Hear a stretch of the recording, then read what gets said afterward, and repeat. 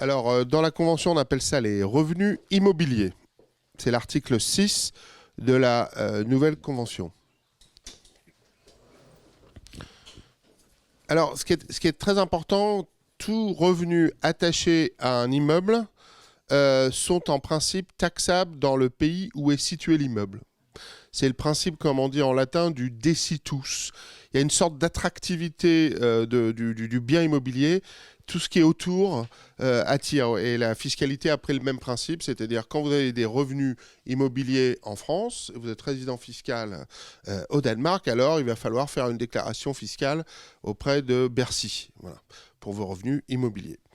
Alors, on se posait la question. Alors, je ne vais pas rentrer dans ce qu'on entend par bien immobilier. Vous imaginez ce que ça peut être. Ce qui est important de noter, c'est qu'il sera intéressant de voir quelques interprétations de la Convention par les administrations fiscales quand elle sera en vigueur, parce qu'en général, il y a une loi de promulgation et puis il peut y avoir quelques explications. Mais pour moi, si vous êtes résident fiscal, vous devez déclarer en France donc le revenu immobilier, à prendre cependant quand même en compte, malheureusement, dans la déclaration danoise. Et encore une fois, j'espérais qu'il y aurait un système d'exemption qui serait simple, mais le Danemark reparle enfin dans la Convention, on reparle de crédit d'impôt, c'est-à-dire on doit redéclarer à l'impôt danois, mais la double imposition est évitée par imputation à 100% de ce que vous payez en impôt en France. Donc c'est un peu lourd. Sur un revenu locatif, sur un Donc, immeuble français. ouais, sur un immeuble français.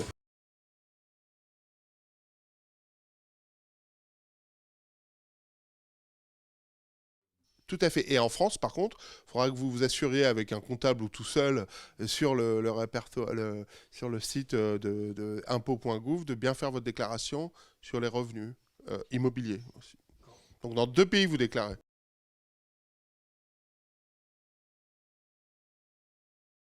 Vous faites votre déclaration en France avec les déductions Ouais. habituelles, hein, de charges, etc. Et après, vous la faites au Danemark avec, selon les règles danoises, bien entendu, hein, Ouais. attention. Mais ça revient pratiquement au même. Hein, c'est la même chose. Ça, c'est de la technique comptable. Et après, vous payez, en fait, vous allez payer l'impôt au taux danois. Et le Danemark vous fera crédit de ce que vous avez payé en France. Une fois de plus, vous êtes imposé, pour l'hypothèse d'un immeuble situé en France, vous êtes imposé en fait au taux danois. En pratique, vous êtes imposable également au Danemark et donc on applique le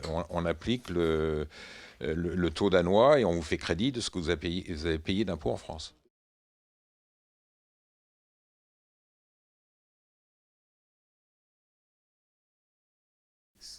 Correct. Si Ouais. c'est loué. Si vous n'en avez pas la disposition. Enfin, le critère, c'est être propriétaire et en avoir la disposition. Par contre, Même partiel. Ah oui, même partiel. Oui, c'est ce que pratiquent par exemple les Danois avec leur Sommerhus, où ils louent, ils l'utilisent eux-mêmes et puis ils louent quelques mois ou quelques semaines. Bon, vous devez toujours payer la Verdiscat. Par contre, si vous la louez à l'année, si vous ne l'utilisez pas du tout, vous ne payez pas l'Ejendomsværdiskat.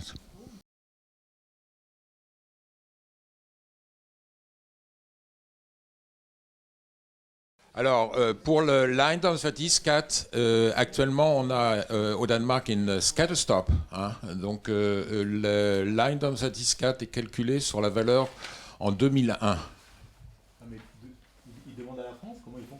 Non, ils ne demandent pas à la France. En fait, si vous êtes soumis à l'Ejendomsværdiskat, vous avez un prix d'acquisition, parce que vous l'aurez acquis après le 27 novembre 2007.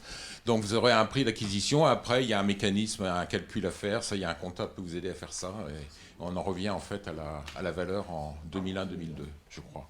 Mais ça, pour l'instant, le skattestop va bientôt disparaître. Hein. Ça, il faut le savoir aussi. Mais ça, c'est autre chose. Il y a toute une réforme en ce moment justement de l'évaluation officielle des biens ici au Danemark.